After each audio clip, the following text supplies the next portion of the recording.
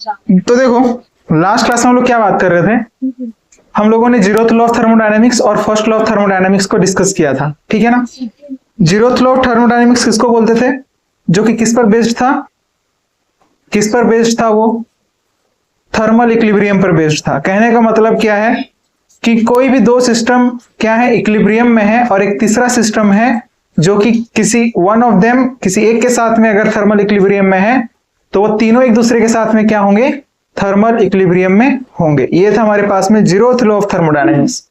And what was the first law of thermodynamics, law of conservation of energy पर based था, जिसका कहना क्या था कि एनर्जी ना तो क्रिएट किया जा सकता है और ना ही डिस्ट्रॉय किया जा सकता है, ये सिर्फ और सिर्फ वन फॉर्म से अनदर फॉर्म में क्या हो सकता है, ट्रांसफॉर्म हो सकता है।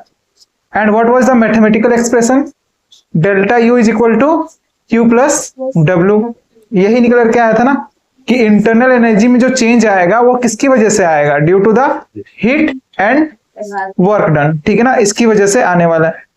और उसी में फिर हम लोगों ने डेल्टा यू के बारे में आगे डिस्कस करना शुरू किया था। आज हम लोग सबसे पहले ये देख लेंगे कि जो साइन कन्वेंशन होता है, आईपेक साइन कन्वेंशन क्या है, ठीक है ना। फिजिक्स में जो आप साइन कन्वेंशन पढ़ते हो वो अलग होता है, और जो केमिस्ट्री में आप साइन कन्वेंशन पढ़ोगे वो क्या होगा, अलग होगा, ठीक है ना। ये बात अपने को ध्यान में रखना है। और किसके अकॉर्डिंग ये है, आईपेक के अकॉर्डिंग है, ठीक ना। तो अब लिखो, सबसे पहले हेडिंग क्या डालोगे, साइन कन्वेंशन, ठीक है।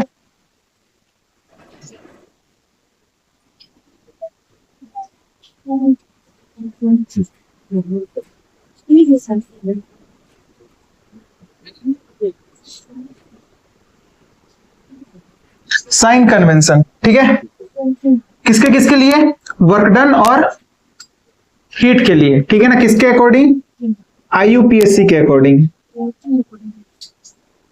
या फिर न्यू कन्वेंशन के अकॉर्डिंग बोल सकते हो आप कि work done by the surrounding. या फिर कोई अगर मान के चलो कि यहां पर हम क्या बना दें, कोई एक सिस्टम है, लेट सपोज कि ये हमारे पास में क्या है, एक सिस्टम है, ठीक है ना।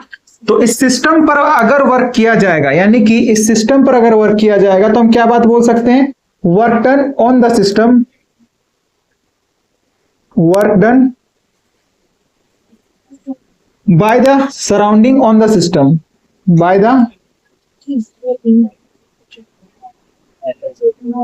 सराउंडिंग ऑन द सिस्टम, यानी कि सिस्टम पर वर्क किया गया किसके द्वारा, सराउंडिंग के द्वारा, ठीक है ना।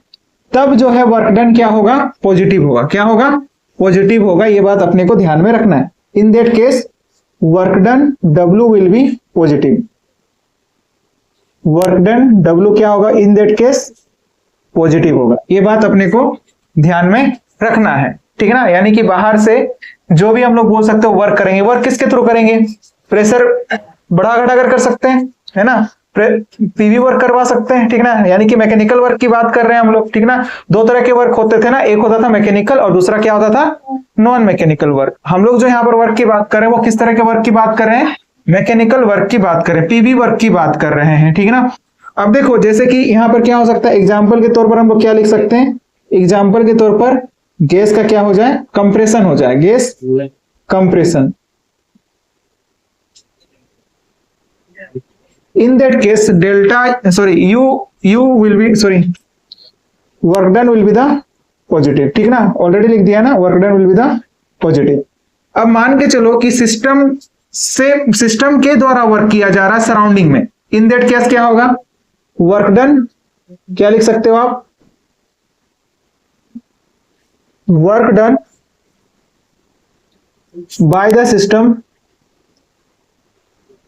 By the system on surrounding, क्या लिख सकते हैं हम लोग, ऑन सराउंडिंग। अब देखो सिस्टम अगर वर्क करेगा तो क्या होगा, एक्सपेंशन होगा। सिस्टम पर वर्क किया जा रहा था तो क्या होगा, कंप्रेशन होगा। जैसे कि आप ये समझो कि ये हमारे पास में क्या है, सिस्टम है, इस पर क्या लगाया गया, बाहर से एक्सटर्नल प्रेशर लगाया गया। क्या लगाया गया, एक्सटर्नल प्रेशर। तो बाहर से वर्क किया जा रहा है हम लोग बोल सकते हैं, यानी कि यहाँ पर P एक्सटर्नल लगाया गया। तो प्रेशर अगर बढ़ाएंगे तो फिर क्या होगा, कंप्रेशन होगा। यहाँ पर गैसेस से क्या होगा, कंप्रेशन होगा। यानी कि जब इस पर वर्क किया जाएगा, सिस्टम पर वर्क किया जाएगा तो क्या होगा, गैसेस का कंप्रेशन होगा। वेयरएज अगर work done by the system होगा, सिस्टम अगर वर्क करना शुरू करेगा तो ये क्या होगा, ये गैसेस क्या करना शुरू करेंगी, गैसेस एक्सपेंड करना शुरू करेंगी, है ना। सिस्टम वर्क करेगा मतलब क्या है, अंदर में जो गैसेस फिल है वो क्या करना शुरू करेंगी, एक्सपेंड करना शुरू करेंगे। यानी कि सिस्टम जो है वर्क करेगा किस पर, सराउंडिंग पर। In that case work done will be negative. Work done उस केस में कैसा होगा, W will B negative in that case. उस केस में क्या होगा, नेगेटिव होगा। दूसरी बात हम लोग क्या देख सकते हैं, हीट के लिए अगर हीट एब्जॉर्ब करता है सिस्टम, इन दैट केस जो Q होगा, हीट जो होगा वो क्या होगा हमारे पास में, पॉजिटिव होगा, ठीक ना। Heat absorb by the system, हम लोग क्या बोल सकते हैं, heat absorb by the system. System के द्वारा क्या किया जा रहा है, हीट एब्जॉर्ब किया जा रहा है। इन that case Q will be positive, यानी कि हीट जो होगा, हीट क्या होगा उस केस में, पॉजिटिव होगा। हीट क्या होगा, पॉजिटिव होगा। अगर यहां से हीट रिलीज होती है तो क्या होगा, heat released by the system. अगर सिस्टम क्या करता है, हीट रिलीज करता है, इन that case heat will B negative. ये बात अपने को ध्यान में रखनी है। ये दो बातें हैं जो कि आपको ध्यान में रखनी है, ठीक ना। साइन कन्वेंशन के अकॉर्डिंग अगर वर्क डन सिस्टम पर किया जाता है सराउंडिंग के द्वारा, इन that case work done will be positive. Example के तौर पर गैसेस से क्या हो जाए, कंप्रेशन हो जाए। कंप्रेशन कब होगा, बाहर से वर्क डन करेंगे तब, वर्क करेंगे बाहर से तो कंप्रेशन होगा। अगर सिस्टम के द्वारा वर्क किया जाएगा, work done by the system, कहां पर वर्क करेगा, सराउंडिंग पर वर्क करेगा, इन that case work done will be negative. उस केस में वर्क डन कैसा होगा, नेगेटिव होगा। उसी तरह से हीट अगर क्या करता है, एब्जॉर्ब करता है system, in that case Q will be positive. और अगर हीट रिलीज करता है, इन that case Q will be negative, ठीक ना। ये बात अपने को ध्यान में रखना है, ठीक है ना, समझ में आ रही है बात। तो इस केस में क्या हो जाएगा, गैसेस का कंप्रेशन हो रहा था, तो इस केस में क्या हो जाएगा, एक्सपेंड करेंगे ना, तो आप क्या लिख सकते हो, गैस एक्सपेंशन। इस केस में एग्जांपल क्या लिख सकते हो, गैस एक्सपेंशन। क्या लिख सकते हो, गैस एक्सपेंशन, ठीक है। क्लियर है बात, कोई दिक्कत इसमें नहीं ना। ये बात अपने को ध्यान में रखना है क्योंकि न्यूमेरिकल्स में डायरेक्टली पूछे जाते हैं यहां से, ठीक है ना। अब देखो क्वेश्चन अगर कहा जाएगा आपसे, इतना पहले लिख लो और उसके बाद हम लोग एग्जाम्पल के बारे में थोड़ा समझने की कोशिश करते हैं कि एग्जामिनर आपको किस तरह से देगा, क्वेश्चन में किस तरह से लिखा हुआ मिलेगा एग्जाम में, या फिर क्वेश्चन में किस तरह से लिखा हुआ मिलेगा, गिवन होगा, ठीक है ना। जैसे कि अगर कहीं पर लिखा हुआ है heat released by the system, क्या लिखा हुआ है, heat released by the system,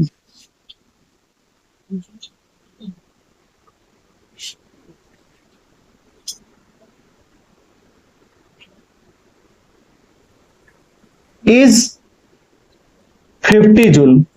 अब बताओ रिलीज का मतलब क्या था, नेगेटिव होगा साइन, यानी कि जो Q होगा वो क्या होगा हमारे पास में, -50 जूल होगा। यही मतलब है इस लाइन का, ठीक है ना।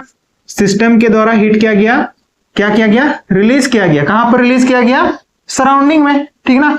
दूसरी बात, अगर हम कहीं पर ऐसा लिखा हुआ देखने को मिले कि heat absorb by the system, heat absorbed by the system, अगर हीट क्या कर रहा है, वो एब्जॉर्ब कर रहा है, वो कितना है हमारे पास में, इज 70 जूल। हम एग्जांपल के तौर पर ले रहे हैं कि एग्जांपल अगर ऐसा रहा होगा तो फिर हम लोग क्या समझेंगे, तो एब्जॉर्ब कर रहा है तो हीट कैसा होगा हमारे पास में, पॉजिटिव होगा, तो हम लोग क्या बोल सकते हैं, 70 joule. Simply you can say heat will be 70 joule. अब work done on the system बोला जाए तो work done on the system, work done on the system is 30 joule. इसका क्या मतलब होगा बताओ, वर्क डन पॉजिटिव होगा या फिर नेगेटिव होगा, ऑन द सिस्टम बोल रहा है ना, और इसको और भी अगर लिखना होगा, इतना ही लिखा हुआ मिलेगा। आपको समझना होगा कि अगर वर्क डन हो रहा है सिस्टम पर तो किसके द्वारा किया जा रहा है? सराउंडिंग के द्वारा किया जा रहा है। सराउंडिंग ही तो वर्क करेगा ना सिस्टम पर। In that case W will be equal to the 30 joule. Clear हो रही है बात? समझ में आ रही है? कोई दिक्कत इसमें नहीं है ना?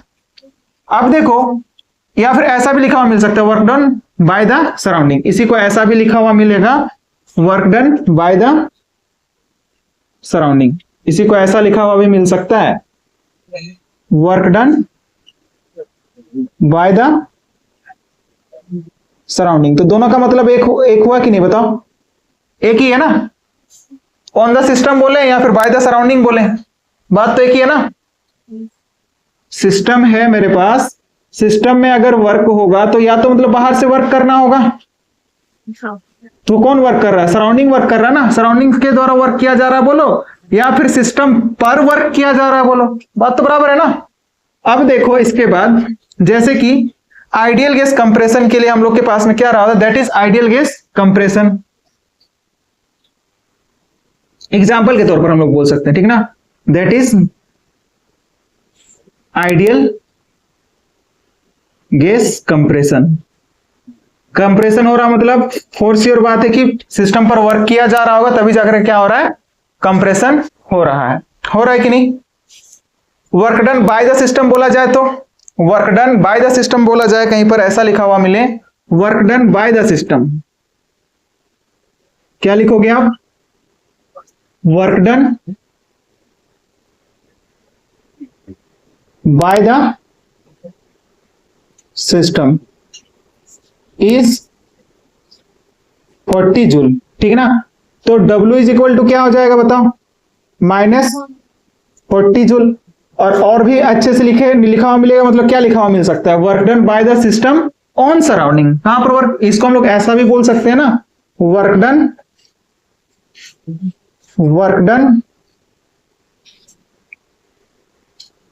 On the surrounding. मतलब क्या होगा बताओ? Work done on the surrounding का मतलब क्या हो गया? एक्सप्रेशन होगा, सॉरी एक्सपेंशन होगा, है ना? तो हम लोग क्या बोल सकते हैं? एग्जाम्पल के तौर पर आप बोल सकते हो आइडियल गैस एक्सपेंशन। जब एक्सपेंशन होगा मतलब फोर्स श्योर बात है कि सिस्टम के द्वारा वर्क किया जा रहा है ऑन द सराउंडिंग, यही बात है ना कि नहीं?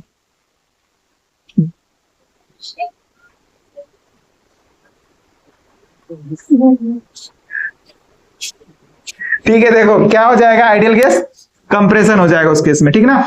अब डिफरेंट तरह के प्रोसेसेस लेंगे। अब देखो कि अगर हम बोलें कि फर्स्ट लॉ ऑफ थर्मोडायनामिक्स के according delta you is equal to क्या होता था?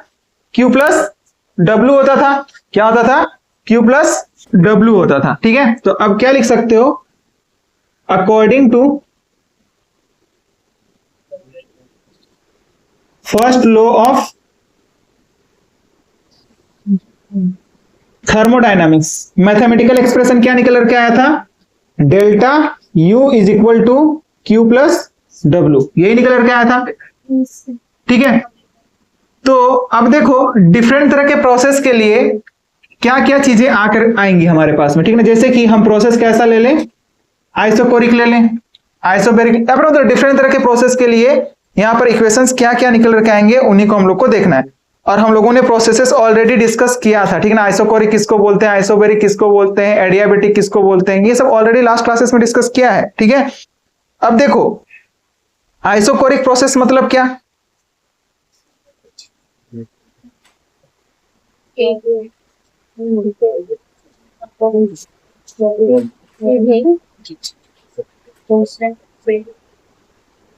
आइसोकोरिक प्रोसेस का मतलब क्या होता है?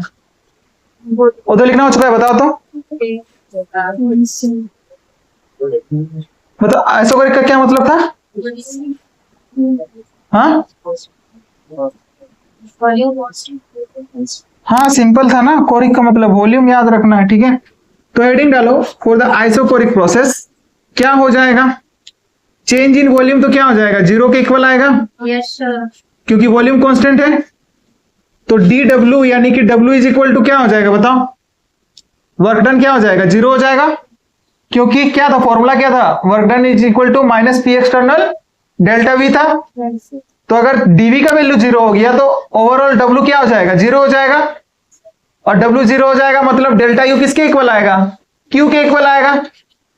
यानी कि जो भी हीट दिया जाएगा सिस्टम पर वो क्या होगा, चेंज इन इंटरनल एनर्जी के इक्वल होगा। बोल सकते हैं कि नहीं, ये बात समझ रहे हो आप। ये बात सबसे पहले हेडिंग डालो, for the isochoric process, isochoric process.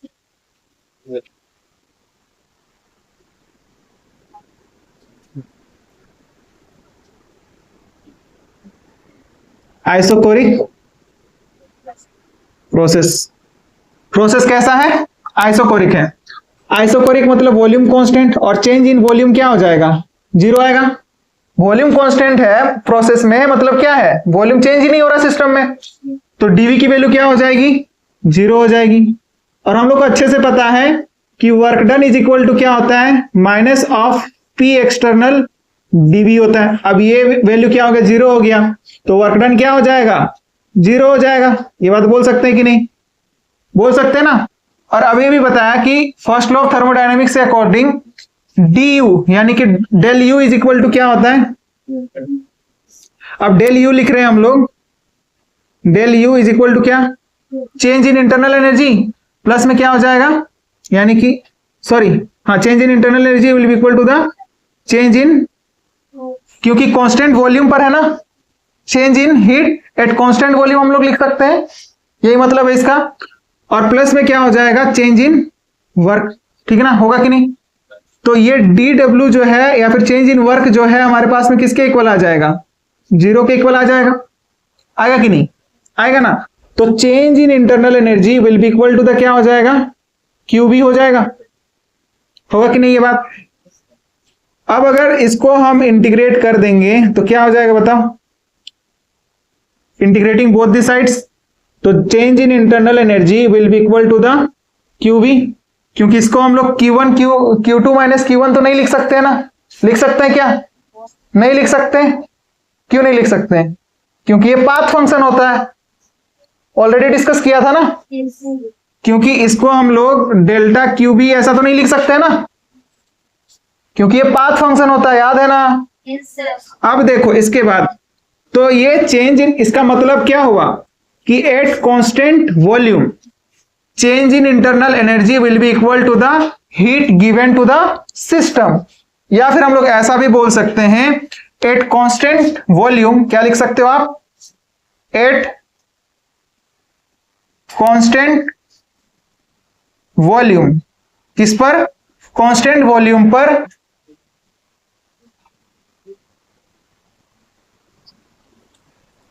whatever the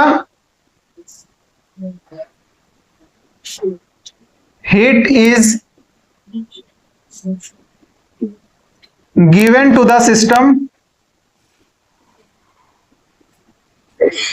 will be equal to the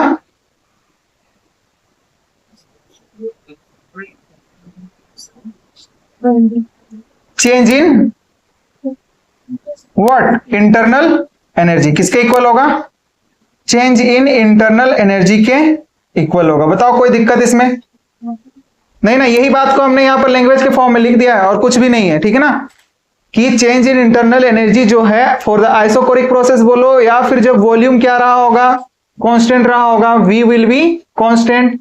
in that case जो डेल्टा यू है वो किसके इक्वल होगा, क्यूवी के इक्वल होगा, क्योंकि जो हमारे पास में वर्क डन है वो क्या हो जाएगा, 0 हो जाएगा। और वर्क डन अगर 0 हो जाएगा तो ये किसके इक्वल हो जाएगा, क्यूवी के इक्वल हो जाएगा। और इसको हम लोग Q2 माइनस Q1 नहीं लिख सकते हैं, इस वजह से क्या हो गया, क्यूवी हो गया। और यहीं से ये बात हम लोगों ने निकाल करके लिखा कि एट कांस्टेंट वॉल्यूम जो भी हीट दिया जाएगा सिस्टम पर, whatever the heat is given to the system will be equal to the change in internal energy. That's it, ये बात अपने को ध्यान में रखना है, ठीक है ना। अब देखो कहीं पर ऐसा लिखा हुआ मिले कि heat absorb by the system eight constant volume, तो इसका मतलब क्या हुआ,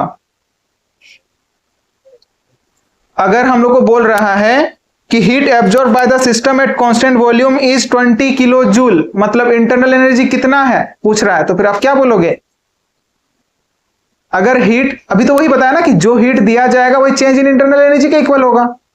तो लिखो, इधर मिटा दे हम बताओ। तो लिखो,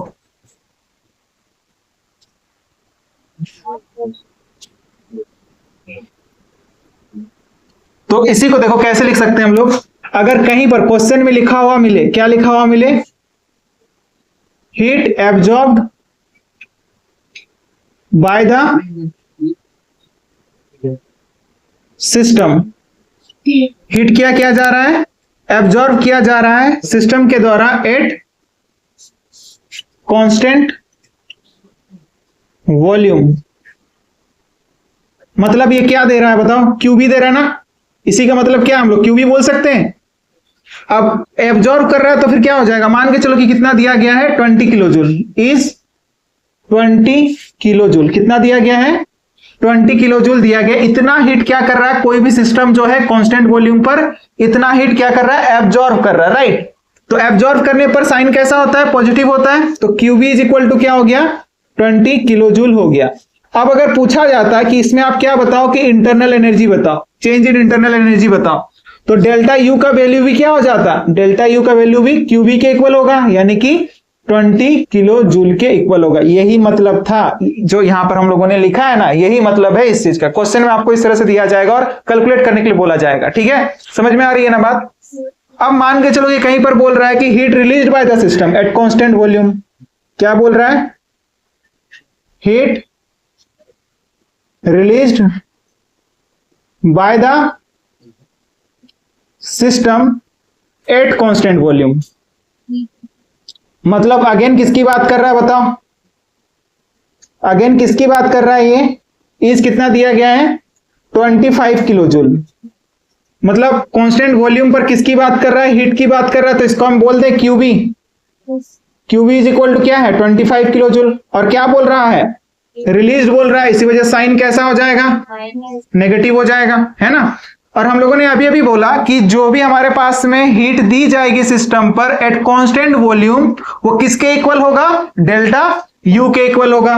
तो हम यहां पर बोल सकते हैं delta you is equal to Q V is equal to क्या हो जाएगा, -25 किलो जूल हो जाएगा। क्या ये बात समझ में आ रही है? Yes sir. तो यही बात आपको क्वेश्चंस में अप्लाई करना पड़ेगा, ठीक है ना। अब देखो कांस्टेंट वॉल्यूम पर delta you is equal to क्या हो गया, क्यू वी हो गया, क्या हो गया, Q we.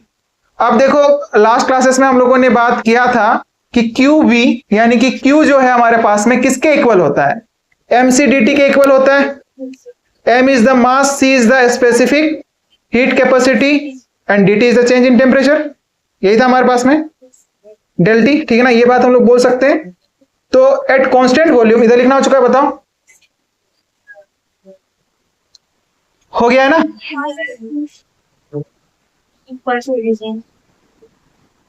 Now next is the at constant volume, क्या लिख सकते हो आप, delta you is equal to क्या निकल करके आया, Q V at constant volume. Delta you is equal to क्या निकल करके आया,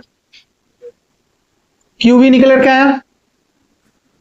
और इसको हम लोग ऐसा लिख सकते हैं, del U is equal to del Q V, लिख सकते हैं ना। और हम लोग को अच्छे से पता है कि Q V is equal to क्या था, Q V is equal to क्या था हमारे पास में, डेल क्यू यानी कि मतलब क्या था, इसका फॉर्मूला क्या निकल करके आया था, एमसीडीटी निकल करके आया था लास्ट क्लास, याद करो। M is the mass, C is the specific, किसको बोलते हैं बताओ तो, बता दो कोई, किसको बोलते थे कि कोई भी सब्सटेंस का 1 ग्राम ऑफ सब्सटेंस में 1 डिग्री सेल्सियस टेम्परेचर राइज करने के लिए जितना अमाउंट ऑफ हीट दी जाती है उसी को क्या कहा जाता है, स्पेसिफिक हीट कैपेसिटी कहा जाता है, ठीक ना। तो अब देखो यहां से हम लोग क्या लिख सकते हैं, इसी को हम लोग क्या बोलते थे, कैपिटल सी बोलते थे ना, हीट कैपेसिटी, और फिर क्या आ जाएगा, dt आ जाएगा, आएगा ये। अब D Q B is equal to क्या हो गया, सी डी टी हो गया। अब क्योंकि वॉल्यूम क्या है, कांस्टेंट है, तो इस हीट कैपेसिटी को हम क्या बोलते हैं? Heat capacity at constant volume बोलते हैं।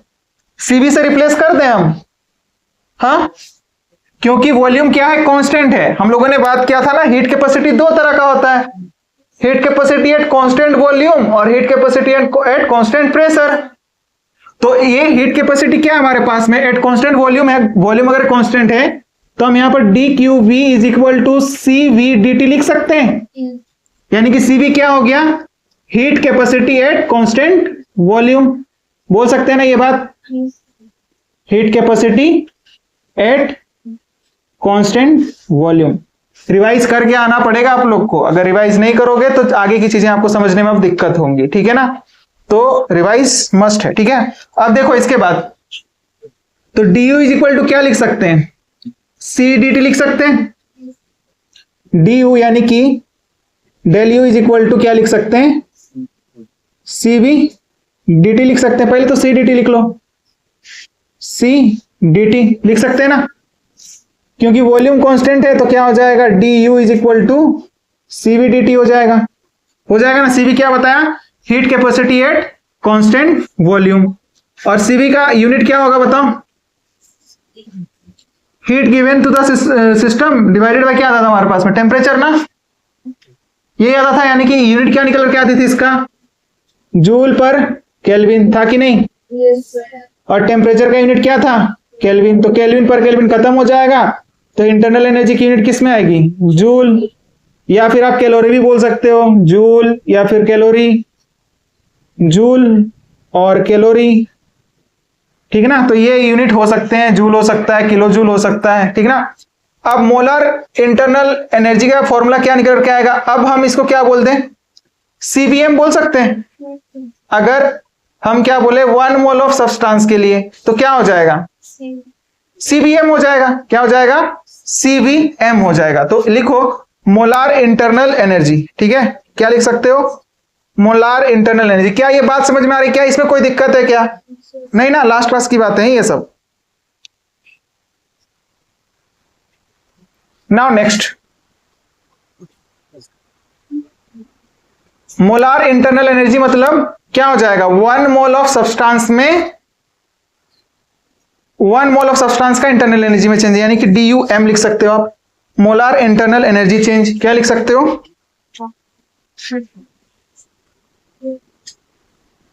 मोलार इंटरनल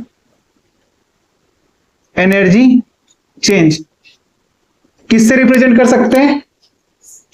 यू एम से रिप्रेजेंट कर सकते हैं? कर सकते हैं कि नहीं? और इसकी यूनिट क्या निकल के आएगी? जूल पर मोल आएगा ना, क्योंकि फॉर्मूला इससे क्या निकल के आएगा बताओ तो? सीबीएम का फॉर्मूला क्या था? सीबीएम का फॉर्मूला याद है ना आप लोग को? सी अपॉन में क्या आता था? एन। सीबी अपॉन में एन, यही आएगा ना, यही फॉर्मूला होता है, ठीक है? तो change in internal energy, molar internal energy is equal to क्या हो जाएगा? C V M D T हो जाएगा। होगा कि नहीं? है कुछ नहीं किया है, बस हमने क्या कर दिया? 1 मोल के लिए स्पेसिफाई कर दिया। या फिर मोलर इंटरनल एनर्जी मतलब क्या? 1 मोल ऑफ सब्सटेंस में या फिर 1 मोल ऑफ गैसेस में इंटरनल एनर्जी में कितना चेंज आ रहा है, वही बात हो रही है, ठीक है ना? तब हम लोग कैसे निकालेंगे? तो उसके लिए फॉर्मूला रहा होगा, सॉरी, डी चेंज है ना हमारे पास में, change in internal energy, molar internal energy, तो क्या हो जाएगा? सीबीएम डीटी हो जाएगा, ठीक है ना? तो सीबीएम क्या हो सकता है हमारे पास में? सीबीएम क्या है? Molar heat capacity at constant volume. CBM क्या है? Molar heat capacity at constant volume, right? कोई दिक्कत इसमें? तो सीबी इज इक्वल टू निकाल सकते हैं, बताओ? C B is equal to D U by D T लिख सकते हैं, लिख सकते हैं ना? बस इसको हमने सीवी इधर, इसको इधर रहने दिया और इसको बस इधर ले आया, लिख सकते हैं कि नहीं बताओ? इस वाले इक्वेशन से देख लो, क्योंकि du इज इक्वल टू क्या था हमारे पास में, cv dt था ना ये। यहां पर देखो, इस वाली इक्वेशन को देखो, ये था ना, कांस्टेंट वॉल्यूम पर चेंज इन इंटरनल एनर्जी क्या होगा, whatever the heat is given to the system, तो उसके इक्वल का क्या आया था, cv dt आया था। अब उसी को हमने यहां पर क्या कर दिया, पुट कर दिया, तो du cv is equal to क्या हो जाएगा, heat capacity at constant volume will be equal to the du upon में dt लिख सकते हैं कि नहीं। और चेंज इन इंटरनल एनर्जी किसके इक्वल है, change in internal energy is equal to the QV, change in heat, यानी कि dQV लिख सकते हैं। तो dQV और अपॉन में क्या हो जाएगा हमारे पास में, ये dt हो जाएगा, क्या हो जाएगा, dt हो जाएगा। तो ये हमारे पास में CV इस तरह से भी कैलकुलेट किया जा सकता है, ठीक ना। तो ये फॉर्मूला हो जाएगा। अब मान के चलो कि dt क्या हो जाए, जीरो हो जाए, dt क्या हो जाए, जीरो हो जाए, तो क्या होगा बताओ, if dt is equal to zero हो जाए, तो कुछ भी चीज को अगर जीरो से डिवाइड करते हैं तो उसकी वैल्यू क्या आती है, मैथ सॉल्व इनफाइनाइट आती है ना। तो क्या हो जाएगा बताओ, देन CV किसके इक्वल हो जाएगा,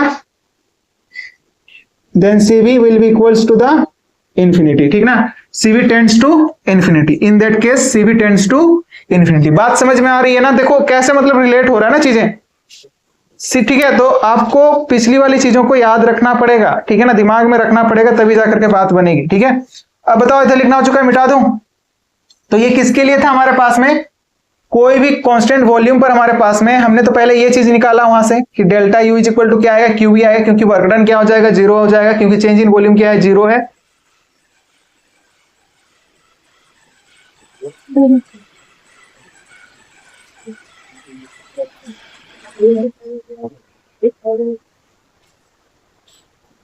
ठीक है,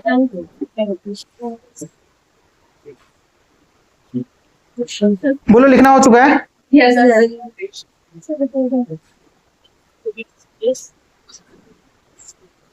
for n mole of substance, अगर कोई सॉलिड है, लिक्विड है या फिर गैस है, तब क्या होगा,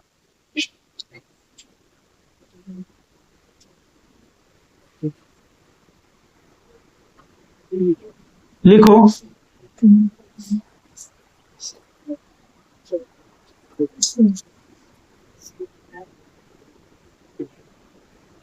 For n mole of substance, n mole of substance के लिए कोई भी सॉलिड, लिक्विड या फिर गैस हो, सॉलिड, लिक्विड, आइदर गैस हो, कोई भी सॉलिड, लिक्विड और गैस के लिए eight constant volume, at constant volume, ध्यान रखना है कंडीशंस को। फिजिकल में यही प्रॉब्लम होता है, स्पेशली इस वाले चैप्टर में आपको थोड़ा सा कंडीशन चेंज होगा, फॉर्मूला क्या हो जाएगा, चेंज हो जाएगा, ठीक ना। तो आपको विशेष ध्यान रखना पड़ेगा। तो इस केस में change in internal energy, change in internal energy, यानी कि डेल्टा U की बात कर रहे हैं। चेंज इन इंटरनल एनर्जी यानी कि डेल्टा U से की बजाय आप डेल U लिख लो, del U is equal to क्या हो जाएगा, NCV m dt हो जाएगा। अभी अभी तो निकल करके आया था ना, CVm dt निकल करके आया था कि नहीं वो, तो बोल सकते हैं हम लोग ये होगा। CVm क्या है हमारे पास में, molar heat capacity at constant volume, ठीक है। तो ये n मोल ऑफ सब्सटेंस के लिए, किसी भी तरह सब्सटेंस के लिए एप्लीकेबल होगा, सॉलिड हो चाहे लिक्विड हो। ध्यान क्या रखना है कि प्रोसेस कैसा होना चाहिए, आइसोकोरिक होना चाहिए। कैसा होना चाहिए, कांस्टेंट वॉल्यूम, मतलब वही है ना कि प्रोसेस कैसा हो, आइसोकोरिक हो, तब ये अप्लाई होगा। हर जगह पर अप्लाई कर सकते हो आप इंटरनल एनर्जी को कैलकुलेट करने के लिए। अगर आपको नंबर ऑफ मोल्स दिया गया है, अगर आपको heat capacity at constant volume दिया गया है, ठीक है, molar heat capacity at constant volume, and साथ ही साथ क्या दिया गया है, टेम्परेचर दिया गया है, तो आप क्या कर सकते हो, यहां पर से इंटरनल एनर्जी कैलकुलेट कर सकते हो। कोई भी सब्सटेंस हो, चाहे वो सॉलिड स्टेट में हो, चाहे वो लिक्विड स्टेट में हो, चाहे हमारे पास में कोई भी गैस हो, ध्यान ये रखना है कि वॉल्यूम क्या रहे, कांस्टेंट रहे। In that case delta you is equal to क्या हो जाएगा, एनसीवीएम डेल्टा डेल टी हो जाएगा। ठीक है, तो यूनिट क्या निकल कर के आएगी बताओ। अगेन ये एनर्जी है ना हमारे पास में, तो एनर्जी की यूनिट क्या निकल कर के आएगी, जूल निकल कर के आएगी। आएगी कि नहीं, क्योंकि नंबर ऑफ मोल्स का यूनिट क्या होता है, मोल होता है। क्या होता है, मोल होता है। इसका यूनिट क्या होता है बताओ तो, जूल पर मोल केल्विन, पर मोल पर केल्विन होगा ना। क्या था, joule whatever the heat given to the system, 1 mole of substance per mole of substance. ठीक है ना, यानी कि 1 mole of substance, 1 mole of substance में जो भी क्या दिया जाएगा, हीट दिया जाएगा। और कितना टेम्परेचराइज करने के लिए, 1 डिग्री सेल्सियस टेम्परेचराइज करने के लिए। तो यहां से हमारे पास में क्या निकल के आएगा, जूल पर मोल पर केल्विन आएगा ना, आएगा कि नहीं। और इसका यूनिट क्या होता है, केल्विन होता है। तो केल्विन पर केल्विन क्या हो गया, खत्म हो गया, मोल से पर मोल खत्म हो गया। तो किसके यूनिट के इक्वल आएगा, जूल के यूनिट के इक्वल आएगा, है ना। यूनिट क्या आएगा, जूल आएगा। समझ में आ रही है ना। ये किस लिए दिखा रहे हैं कि मतलब ड्यू का यानी कि इंटरनल एनर्जी का यूनिट क्या होगा, जूल हो सकता है, कैलोरी हो सकता है, किलो कैलोरी हो सकता है, किलो जूल हो सकता है। ठीक ना, यूनिट क्या होगी। ठीक है ना, बात समझ में आ रही है। हाँ अब देखो आगे, ये किस पर था, एन मोल ऑफ सब्सटेंस, कोई भी तरह का सब्सटेंस हो उसके लिए क्या रहा होगा। और सीवीएम जो होता है इंडिपेंडेंट होगा, तब हमारे पास में ये फॉर्मूला लगेगा। यानी कि इफ सीवीएम लिख लो आप, if c v m is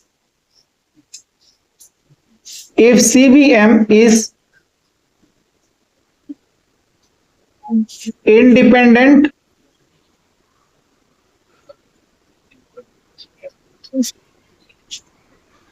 CVM of a substance is independent, लिखो of a substance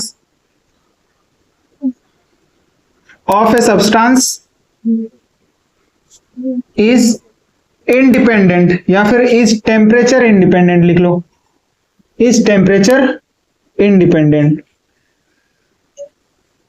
और क्वेश्चन में मेंशन किया जाएगा आपको, ठीक ना, कि कोई भी जो हमारे पास में सब्सटेंस दिया गया है वो सब्सटेंस क्या है, सीवीएम से क्या है, टेम्परेचर इंडिपेंडेंट है। इन दैट केस जो डेल्टा यू का फॉर्मूला है वो किसके इक्वल आ जाएगा, इसी के इक्वल आ जाएगा, यानी कि एन सीवीएम डीटी के इक्वल आ जाएगा।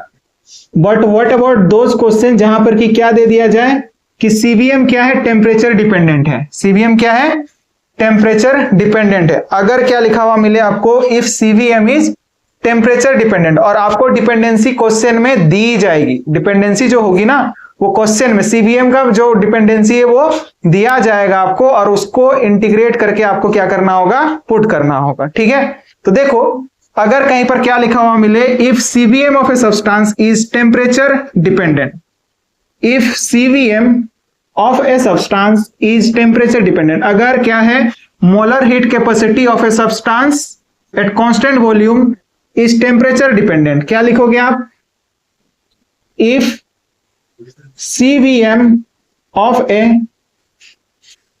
substance is temperature dependent।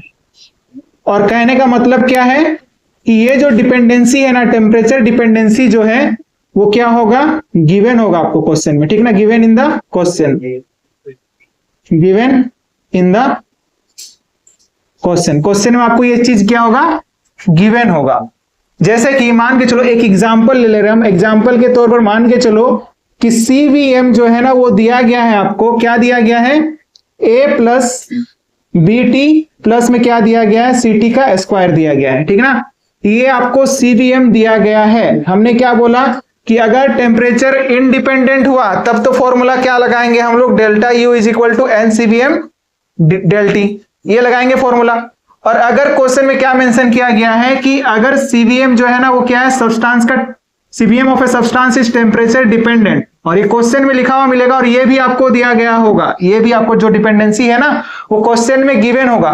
तब आपको क्या करना होगा, ये जो है ना, यानी कि del U is equal to क्या आ जाएगा, del U is equal to क्या था हमारे पास में, फॉर्मूला क्या निकल के आया था, ये निकल के आया था। तो फिर del U is equal to क्या था, क्यू भी था ना, क्यू भी था, ये एट कांस्टेंट वॉल्यूम पर यही था ना। कांस्टेंट वॉल्यूम की बात कर रहे हैं हम लोग, शुरुआत में हेडिंग डाले हैं ना, आइसोकोरिक प्रोसेस के लिए बात कर रहे हैं, ठीक है। तो del U is equal to क्या था, क्यूबी था। अब क्या करेंगे हम लोग, अब डिपेंडेंसी जिस केस में रही होगी उस केस में हम लोग बोथ द साइड क्या करेंगे हम लोग, यानी कि D U is equal to क्या हो जाएगा हमारे पास में, इंटीग्रेशन ऑफ क्यूबी होगा ये।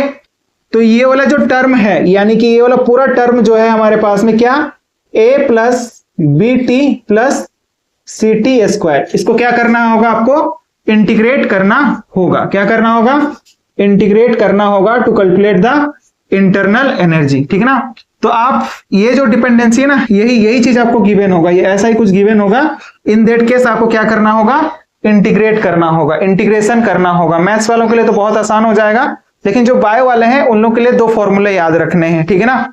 कि इंटीग्रेशन ऑफ एक्स क्या होता है, डीएक्स इंटीग्रेशन क्या होता है, एक्स होता है ना, और X to the power N का क्या होता है,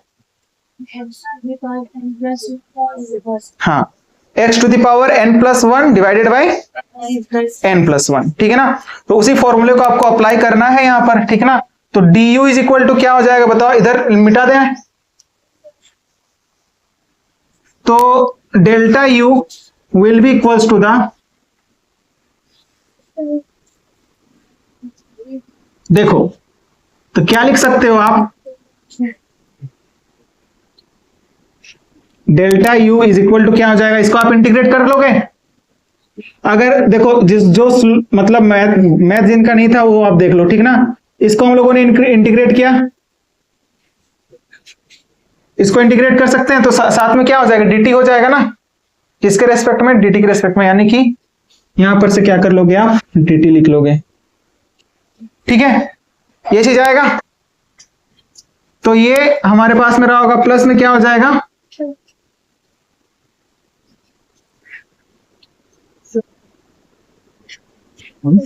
हो जाएगा ये। अब देखो जो फॉर्मूले आपको इंटीग्रेशन वाले ध्यान में रखना है कि क्या होता है हमारे पास में, टी का क्या होता है,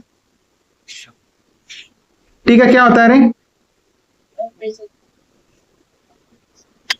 फॉर एन मोल के लिए, एन मोल के लिए क्या हो जाएगा, एन सी डी टी था ना, तो एन होगा, साथ में एन भी रहा होगा यहां पर, ठीक ना, क्या रहा होगा, एन रहा होगा ना। और इसको आपको इंटीग्रेट करना है, ठीक है। तो इंटीग्रेट कर लोगे आप, ये तो कांस्टेंट है, बाहर हो जाएगा, है ना। तो क्या हो जाएगा बताओ, ए ही रहेगा, है ना। यानी कि आप देखो दो फॉर्मूले जो आपको ध्यान में रखना है वो क्या है, dx का इंटीग्रेशन क्या होता है, x होता है, और x to the power n, इसका इंटीग्रेशन क्या होता है, x to the power n plus one divided by, बस ये दो फॉर्मूले हैं और कुछ भी नहीं है, ठीक है ना। तो अब इसी को आप अप्लाई कर दो यहां पर, क्या हो जाएगा बताओ, n बाहर हो जाएगा, क्योंकि n तो हमारे पास में क्या, नंबर ऑफ मोल्स है जो कि कांस्टेंट रहेंगे, तो इस वजह से इसको डायरेक्टली बाहर कर दिया। यहां पर भी लिख लो आप n, यहां पर छूट गया है, n लिख दो for n mole of substance, ठीक है। तो अब देखो n को आपने क्या कर दिया, बाहर निकाल दिया, और यहां से आप इंटीग्रेट कर लो, तो क्या हो जाएगा बताओ,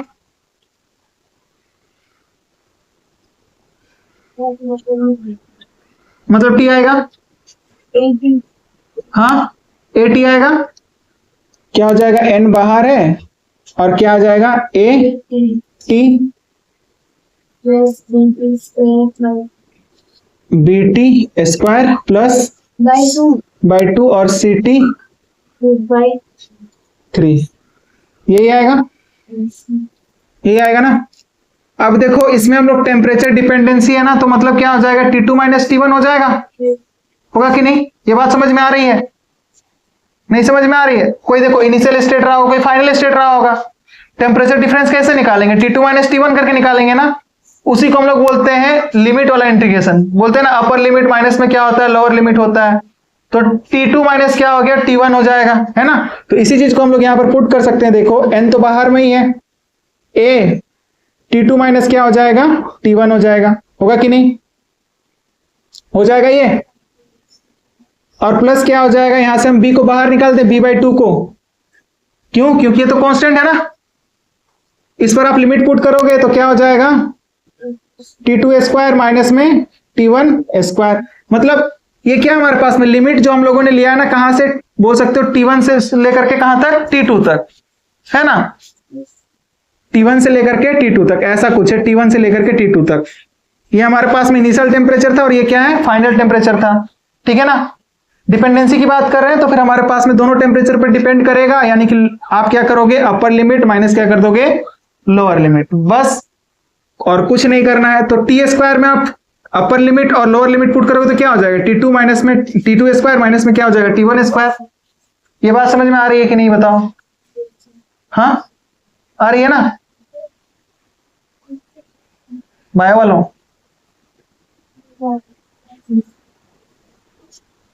ध्यान किधर है, समझ में आ रही है।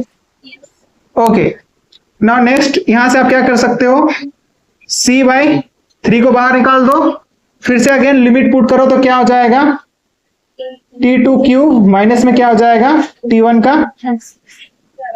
होगा कि नहीं, ये होगा ना, बिल्कुल होगा, यही होने वाला है, ठीक है ना। तो आपको ये दो फॉर्मूले जो है ना, ये दो फॉर्मूले आपको ध्यान में रखना है, और कुछ भी नहीं, ये दो फॉर्मूले ही अप्लाई हो रहे हैं यहाँ पर, ठीक है ना, और कुछ भी नहीं होता है। और यही नॉर्मल वाले इंटीग्रेशन, और फिजिक्स में भी आप लोगों ने पढ़ा होगा, मैथमेटिकल कॉन्सेप्ट में आप लोगों ने पढ़ा होगा, राइट, पढ़ा था ना।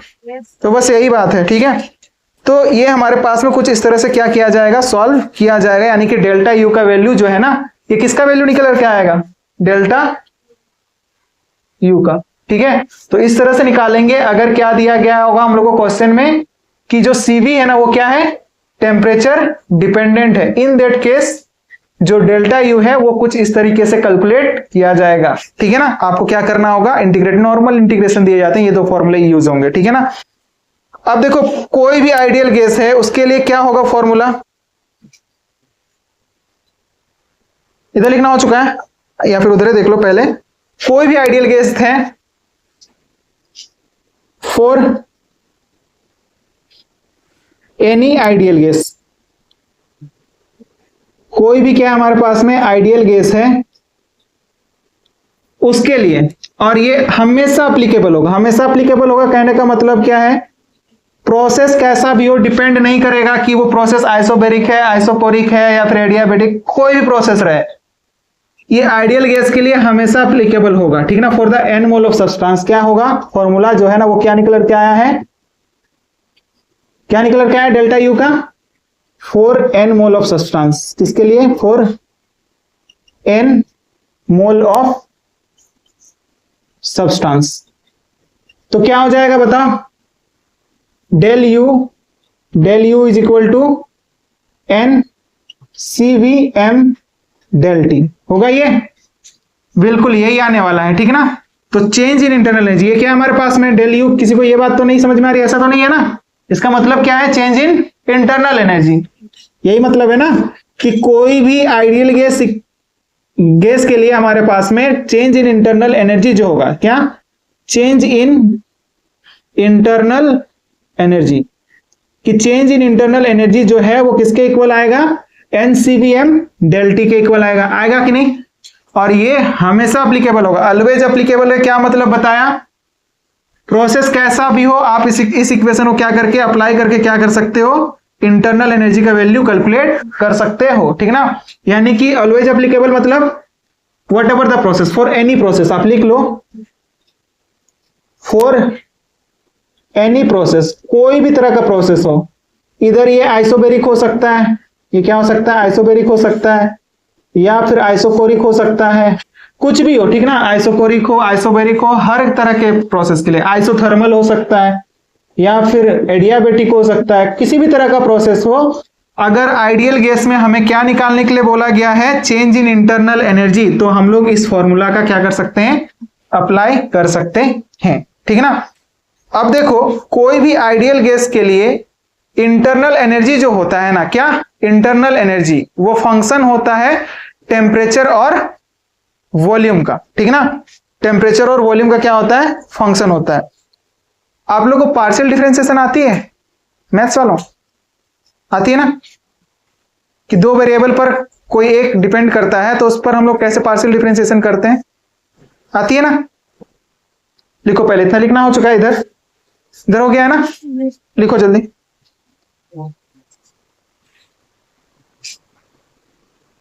तो देखो हमने क्या कहा कि इंटरनल एनर्जी जो होता है वो किसका फंक्शन होता है, टेम्परेचर और वॉल्यूम का। लिखो फॉर एन आइडियल गैस,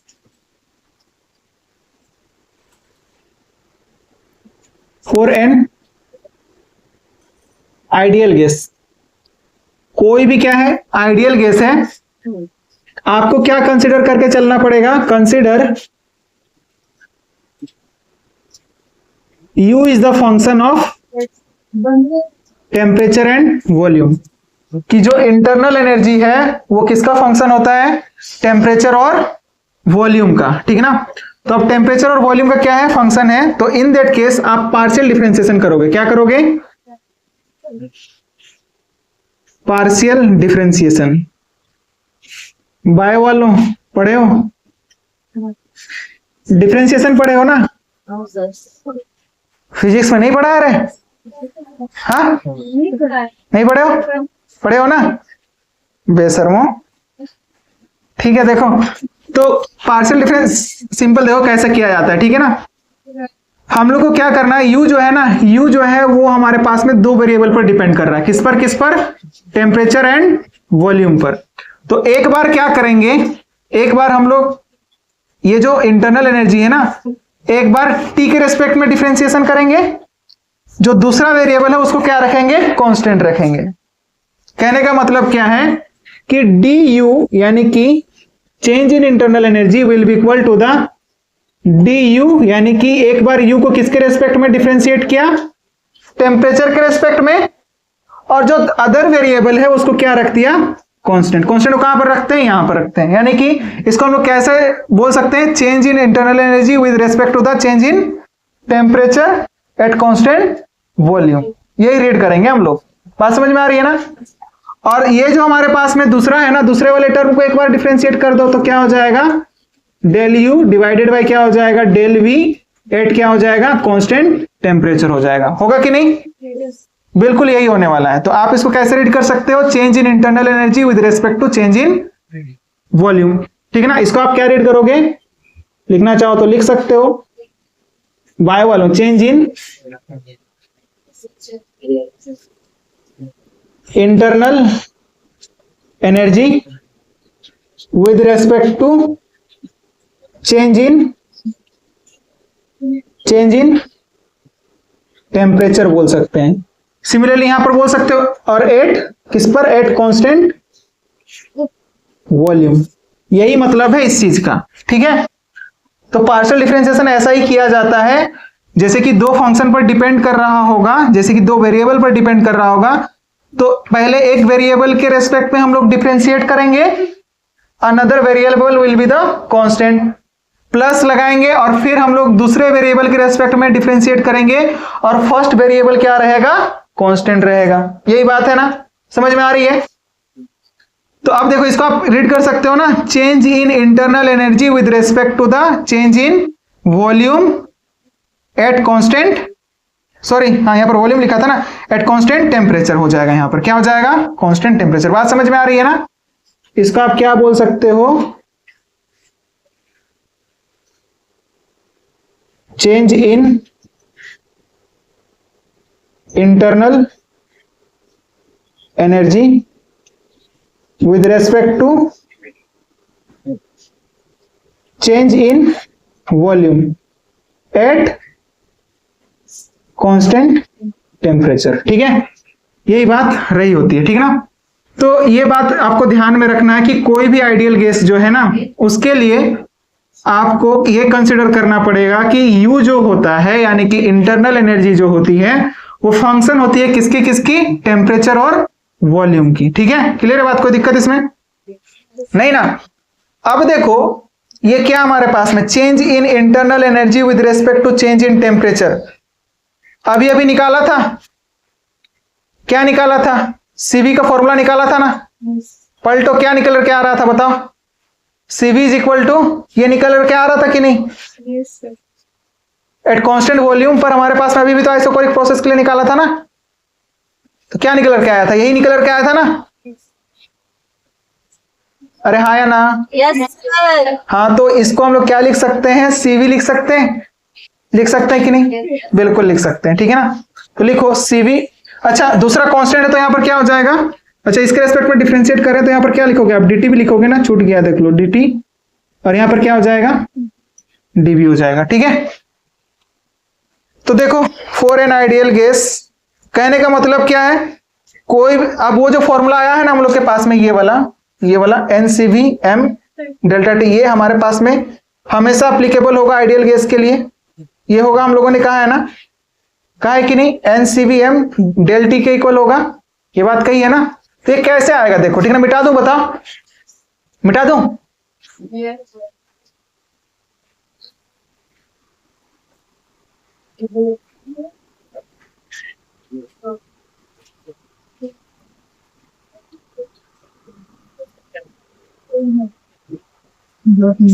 तो लिखो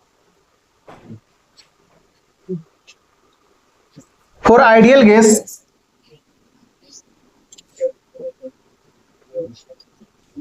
for ideal gas u is the function of temperature only। किसका फंक्शन है, सिर्फ और सिर्फ टेम्परेचर का फंक्शन है ना। यानी कि अगर क्या होगा हमारे पास में टेम्परेचर का फंक्शन है तो हम लोग क्या बोल सकते हैं, डेल यू अपॉन में del we.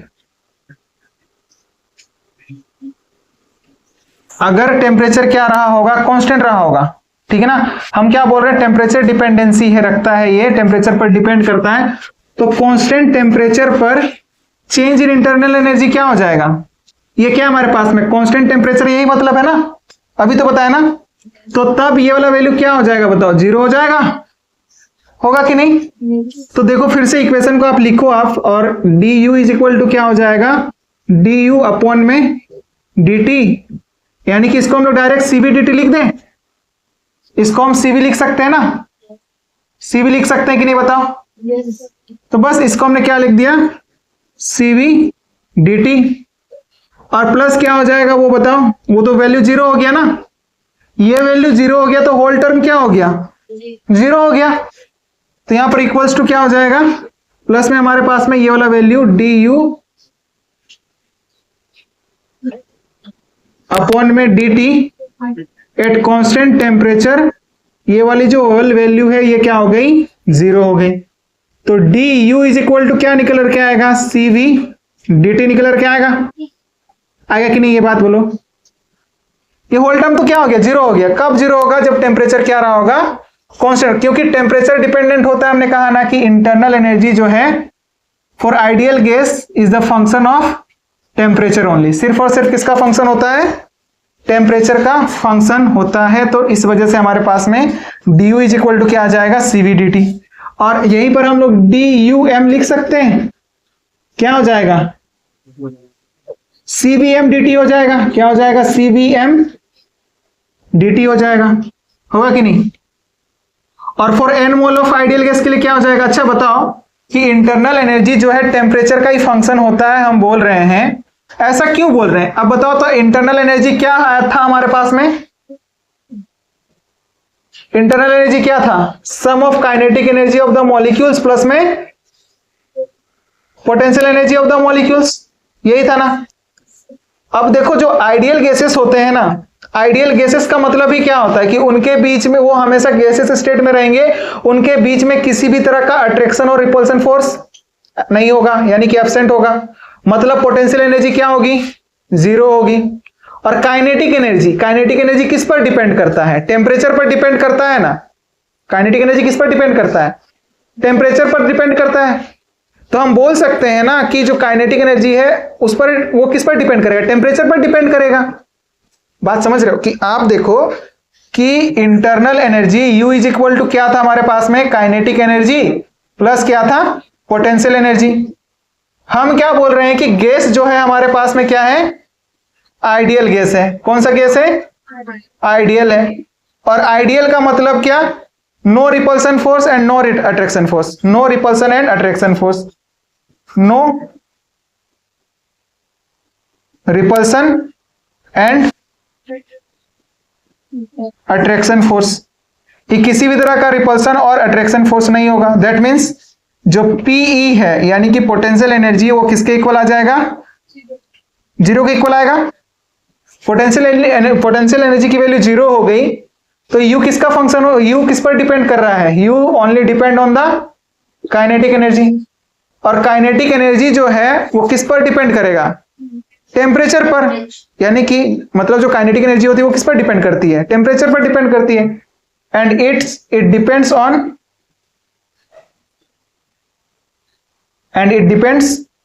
On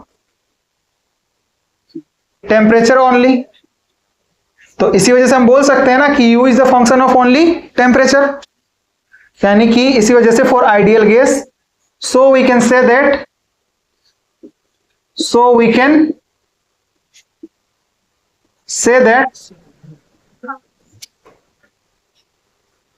U is the function of temperature only.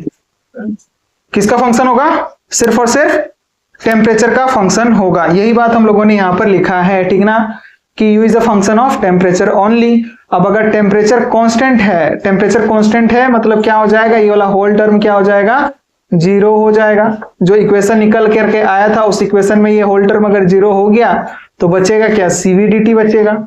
तो du इज इक्वल टू क्या हो गया, CVDT हो गया। क्लियर है बात। और अगर change in molar internal energy की बात करी जाएगी तो क्या हो जाएगा, change in molar internal energy will be equal to the CVM dt आएगा। अब अगर हम बोलें for the n mole of substance तो यहां पर क्या हो जाएगा, DUM n CVM dt हो जाएगा। होगा कि नहीं, इधर लिखना हो चुका है, बताओ, मिटा दें, मिटा दो, बताओ।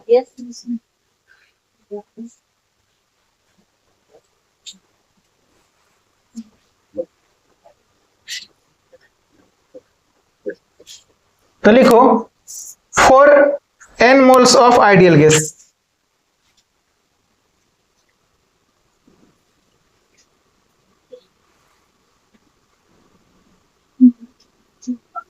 For n mole of ideal gas के लिए del U m is equal to n CVM dt आ जाएगा। आएगा कि नहीं, ये बिल्कुल आएगा, ठीक ना। यही फॉर्मूला निकल करके आएगा for the n mole of the substance. किसके लिए, n mole of the substance के लिए, ठीक है ना। और ये कब अप्लीकेबल होगा, फॉर द आइडियल गैस। शुरुआत में, इससे पहले भी लास्ट वाले स्लाइड में भी यही डिस्कस किया था ना। अब ये कैसे आया है उसको डिस्कस कर लिया, ठीक है। क्योंकि ये टेम्परेचर डिपेंडेंसी रखता है तो टेम्परेचर अगर कांस्टेंट है तो फिर वो होल टर्म क्या हो जाएगा, 0 हो जाएगा। यानी कि ये वाला होल टर्म 0 हो गया तो हम क्या बोलेंगे, CVDT के इक्वल हो जाएगा। For n mole of the substance क्या हो जाएगा, du is equal to n CVDT हो जाएगा। और अगर मोलार इंटरनल एनर्जी चेंज की बात करी जाएगी तो ये क्या हो जाएगा, CVM हो जाएगा। बात क्लियर है, बोलो यार हाँ या ना।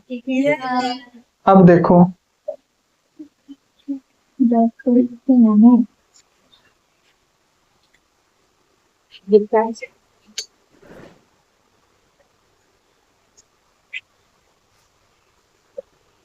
अब लिखो for ideal gas, sorry ideal gas के लिए तो हो गया ना, रियल गैस के लिए लिखो। सेकंड क्या है हमारे पास में, फॉर रियल गैस या फिर कोई भी सॉलिड लिक्विड या फिर गैस सब्सटेंस है, ठीक ना। For any real gas either solid या फिर क्या हो सकता है, लिक्विड है, कोई भी सब्सटेंस है, ठीक ना। तो इनके पास में क्या होगा, अट्रैक्शन फोर्स होगा ना। अट्रैक्शन फोर्स होगा मतलब क्या है, अट्रैक्शन फोर्स होगा मतलब क्या है, बिटवीन मॉलिक्यूल्स। यानी कि जो du अपॉन में dv है, यानी कि ये टेम्परेचर पर डिपेंड करेगा उस वक्त पर, है ना। ये तो आइडियल गैस के लिए बात था, बट रियल गैस में तो अट्रैक्शन फोर्स होता है। आपने KTG में पढ़ा होगा ना, फिजिक्स में, काइनेटिक थ्योरी ऑफ गैसेस में पढ़ा था ना, कि जो आइडियल गैसेस होते हैं उनके बीच में कोई भी तरह का फोर्स ऑफ अट्रैक्शन नहीं होता है, बट जो हमारे पास में रियल गैसेस होते हैं उनमें फोर्स ऑफ अट्रैक्शन प्रेजेंट रहा होता है। फोर्स ऑफ अट्रैक्शन, रिपल्सन, ये सब क्या रहा होगा, प्रेजेंट रहा होगा। और सॉलिड में तो रहा ही होगा, तभी तो हमारे पास में अट्रैक्टेड रहेंगे सॉलिड फॉर्म में। लिक्विड में भी हमारे पास में वैसे ही रहा होगा कुछ, ठीक है। तो कोई भी रियल गैस या फिर सॉलिड या फिर लिक्विड के लिए इनके पास क्या रहा होगा, अट्रैक्शन फोर्स रहा होगा। क्या लिख सकते हो, हैव अट्रैक्शन और attraction and repulsion force. In that case हमारे पास में du is not du by dt, du by dt sorry dv at constant temperature will not be equal to the zero.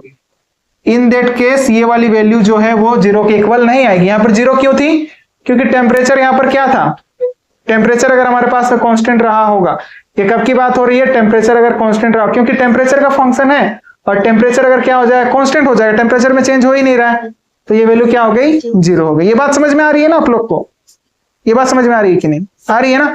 तो ये वैल्यू जीरो हो गई यहाँ पर, लेकिन ये वाली वैल्यू यहाँ पर क्या जीरो नहीं होगी। किसके लिए? कोई भी रियल गैस है या फिर सॉलिड है, कोई लिक्विड है, तो उसके लिए ये वैल्यू जीरो नहीं होगी। ये पॉजिटिव भी हो सकता है, नेगेटिव भी हो सकता है। इट मे बी पॉजिटिव और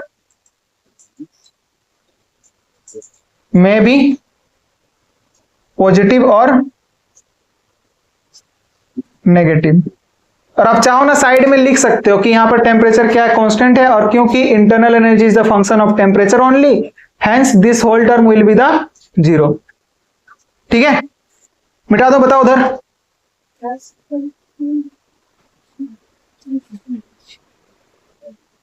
अब देखो हम क्या बोल रहे हैं कि कोई भी रियल गैस या फिर सॉलिड गैस के लिए ये वाला जो वैल्यू है ना, क्या इक्वेशन क्या निकल के आया था? बताओ तो। du इज इक्वल टू क्या निकल के आया था? किसका किसका फंक्शन होता है? टेम्परेचर एंड वॉल्यूम का ना। तो हम लोगों ने क्या लिखा था? du अपॉन में dv sorry dt eight constant volume, और यहां पर क्या था? dt था ना ये? Yes sir. और प्लस क्या था? du अपॉन में dv एट कांस्टेंट टेम्परेचर। तो टेम्परेचर पर तो डिपेंड करेगा, है ना? सॉरी, टेम्परेचर पर डिपेंड तो करेगा। मतलब क्या है कहने का मतलब क्या है कि कोई भी रियल गैसेस है, इनके पास क्या होगा? अट्रैक्शन एंड रिपल्सन फोर्स होगा। यानी कि हम लोग ये वाले वैल्यू को अब जीरो नहीं कर पाएंगे, क्योंकि वहां पर क्या था? सिर्फ टेम्परेचर पर डिपेंड करता था ना।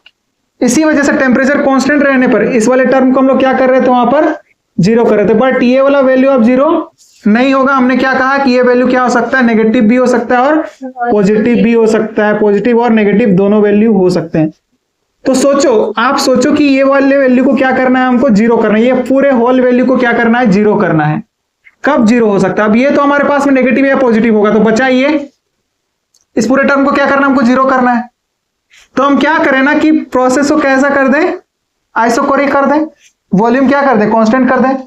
तो ये वाला टर्म क्या हो जाएगा? जीरो हो जाएगा। अब ये पॉजिटिव रहे नेगेटिव रहे, हमको क्या फर्क पड़ता है कि ये वैल्यू तो जीरो हो जाएगा ना। तो whole term will be the zero. किस प्रोसेस के लिए? आइसोकोरिक प्रोसेस के। For any type of substance, real gas हो, सॉलिड हो, लिक्विड हो, किसी तरह का भी सब्सटेंस हो, उसके लिए क्या होगा हमारे पास में? ये वैल्यू जो है वो क्या हो जाएगा? जीरो हो जाएगा। कब? जब हमारे पास में प्रोसेस कैसा रहा होगा? आइसोकोरिक हो जाएगा। ठीक ना? ये वैल्यू जीरो करने के लिए प्रोसेस कैसा होना चाहिए? Process should be must be isochoric. और आइसोकोरिक होगा तो dv का वैल्यू क्या हो जाएगा? जीरो हो जाएगा। होगा कि नहीं बताओ? तो हम लोग लिख सकते हैं कि at constant volume, constant volume पर चेंज इन वॉल्यूम क्या हो जाएगा हमारे पास में? जीरो हो जाएगा। वॉल्यूम कांस्टेंट है तो फिर V2 का भी वही टेम्परेचर सॉरी वॉल्यूम वही है, फाइनल स्टेट का भी और इनिशियल स्टेट का भी वॉल्यूम वही है। तो V2 माइनस V1 क्या आ जाएगा? जीरो ही आएगा ना। तो dv का वैल्यू जीरो हो गया। तो इन दैट केस इसको हम लोग क्या लिख सकते थे? CV लिख सकते थे ना। अभी तो डिस्कस किया था ना। यस। तो du इज इक्वल टू क्या हो जाएगा बताओ? CV dt हो जाएगा। कब? कांस्टेंट वॉल्यूम पर। ये बात आपको ध्यान में रखना है। Condition is applied. Constant volume पर ये बात होगी। ठीक ना? ठीक है, ये बात अपने को ध्यान में रखना है। ठीक है, तो CV dt हो जाएगा। For n mole of substance क्या हो जाएगा बताओ? For n moles of substance, n mole of substance के लिए क्या हो जाएगा बताओ? D U is equal to N C V D T हो जाएगा। और यहीं पर हम बोलेंगे कि मोलार, अगर हम बोले कि मोलार इंटरनल एनर्जी चेंज क्या हो जाएगा, तो D U M is equal to क्या हो जाएगा, N C V M del T. Change in molar internal energy ये निकल के आएगा heat capacity at constant volume, sorry molar heat capacity at constant volume is the CVM, ठीक है ना। तो ये फॉर्मूले सारे निकल करके आते हैं। एन क्या पता है ना, एन क्या है, नंबर ऑफ मोल्स हैं, N is the number of moles, CVM is the heat capacity या फिर molar heat capacity at constant volume. और ये क्या है, change in molar internal energy, change in molar internal energy. अच्छा, मोलार इंटरनल एनर्जी के लिए तो 1 मोल होगा ना हमारे पास में, है ना। Change in molar internal energy, simply you can say mu M, ठीक ना, सॉरी यू एम। तो ये फॉर्मूला निकल करके आएगा, ठीक है। तो ये था हमारे पास में क्या, इंटरनल एनर्जी किस तरह से निकाला जाता है। आइडियल गैस के लिए फॉर्मूला क्या निकल करके आया था, एनसीवी डीटी निकल करके आया था। और जो आइडियल गैस है, सॉरी रियल गैसेस हैं या फिर कोई भी हमारे पास में सॉलिड लिक्विड है, उसके लिए कब इक्वल होगा, सीवीडीटी के इक्वल कब होगा, जब डीवी यानी कि चेंज इन वॉल्यूम क्या आ जाएगा, जीरो के इक्वल आ जाएगा। और कब जीरो आएगा, जब प्रोसेस कैसा होगा, आइसोकोरिक होगा। तो डीवी क्या हो जाएगा, जीरो होगा, जिससे कि होल टर्म जीरो हो जाएगा। और इसी वजह से इसके इक्वल आएगा, सीवीडीटी के इक्वल आएगा। तो यहां से हम लोग क्या लिख सकते हैं, change in internal energy is equal to c v d t. बताओ यहां तक कोई दिक्कत, कोई भी समस्या, बोलो, नहीं दिक्कत है ना, ठीक है। चलो नोट करो।